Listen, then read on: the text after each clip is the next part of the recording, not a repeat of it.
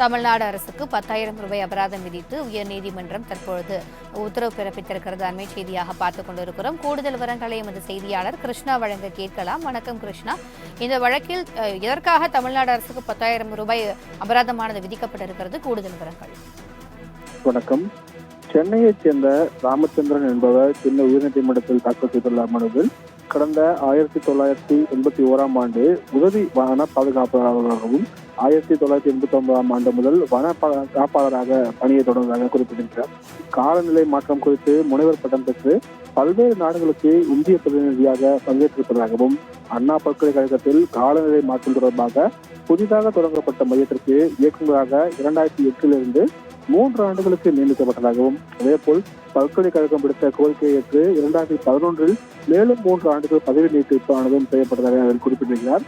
இதனிடையில் தலைமை வன காப்பாளராக பதவி உயர்வு வழங்க தனக்கு தகுதி இருந்தும் அரசு பதவி உயர்வு வழங்கவில்லை என்றும் தனக்கு பதவி உயர்வு வழங்க அரசுக்கு உத்தரவிட கோரி மத்திய நிர்வாகிகள் தீர்ப்பாயத்தில் வழக்கானது தொடரப்பட்டது. பின்னர் இந்த வழக்கை விசாரித்த தீர்ப்பாயம் 3 மாதங்களில் தேர்வுக்குழு உரிய முடிவு எடுக்க உத்தரவிட்டது. ஆனால் அரசு அதுவரை எந்த ஒரு நடவடிக்கையும் எடுக்கவில்லை என்றும் அதில் குறிப்பிட்டிருக்கிறார்.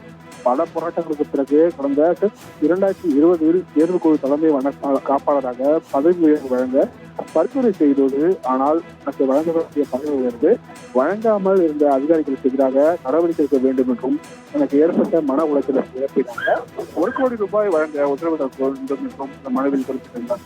மனுதாரர் தரப்பில் வழக்கறிஞர் எம்எல் ரவி ஆஜராகி அரசு சார்பில் தொடர்ந்து காலதாமதம் செய்து வருவதால் ஓய்வூதிய பலன்களை பெற முடியவில்லை என்றும் அவர் தரப்பில் குற்றம் சாட்டப்பட்டது.